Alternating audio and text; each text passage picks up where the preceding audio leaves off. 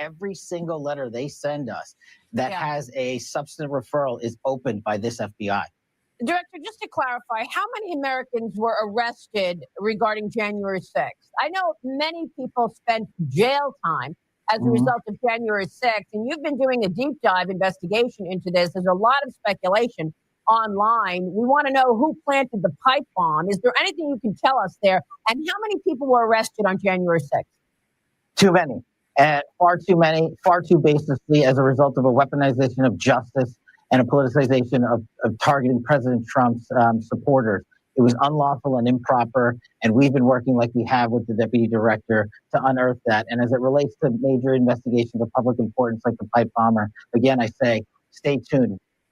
We reviewed every single investigation of public consequence, reopened them, reevaluated them, because we feel it cannot go untouched. We are not going to let these things lay by and allow the fake news media to run roughshod over us. Our indictments speak powerfully in court. If you don't believe us, just look at the response that the Eastern District of Virginia under Lindsay Halligan did to James Comey, and look at the notes and publication of evidence.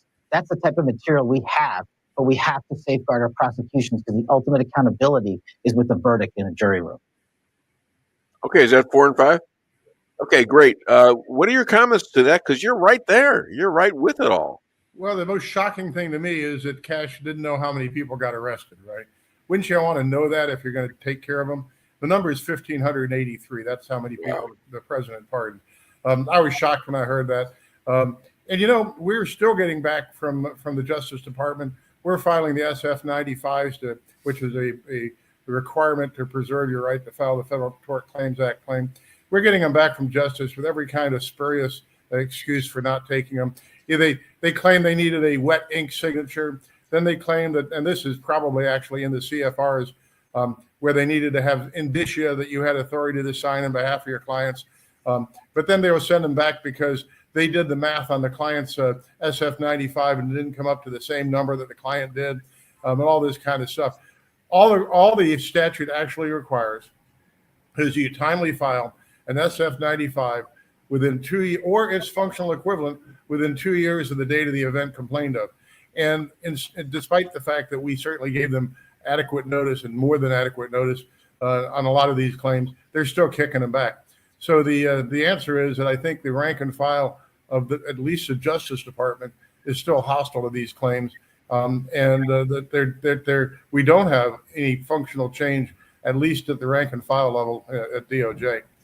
You know, I wanted you to hear this because there was a little guy on this tape. I actually taped it, and then it got changed. Everything got changed. It was a hell to get this as a clip. But there was a little guy making commentary about it, and when Cash Patel said those things, he says, "Yeah, it's the same old FBI. They ain't doing anything. Trust me." And so I now I hear it from you, the guy that knows the most. So this here, does this tick you off? Well, I got to tell you, there's so many things when we've had this conversation before, but when Cash Patel has closed the investigation into Charlie Kirk's murder, saying, hey, there's nothing to see here, when everything that I ostensibly know about what happened, none of it makes sense. I mean, the government is lying to us about that in such obvious and bold ways that I think they now are just tweaking us, saying, you people out there are so stupid you'll believe anything we tell you, and we don't even have to make it pretend to make sense. What does Donald Trump have to do with this? Well, he ought to know who's working for him and have his. Here's the problem, I guess. Donald Trump. Well, like I love the guy. I work for him. I still support him with my whole heart. But he's sitting there behind his desk in the Oval Office signing executive orders, and Will Scharf is handing him the binder with the executive order, and the president looks up at Will and says, "What is this? What am I signing?" And then Will has to tell him what he's signing, and then he signs it, goes to the next one, and Will, what's this one, right? Does he read them ahead of time? Does he give the bare bones, this is what I want to do, and somebody else writes it up, and then he signs it? I don't know, but he's a busy guy, and he,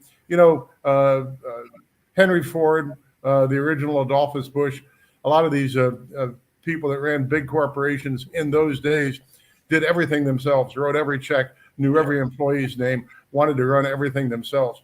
I don't think you can do that with the United States of America or the world these days. And so you have to rely on the people around you. And so they didn't get elected president, but they may have more control over the day-to-day events than the president himself does. And he had a lot of this problem in his first term. Yeah. With guys like Spence and all the other guys.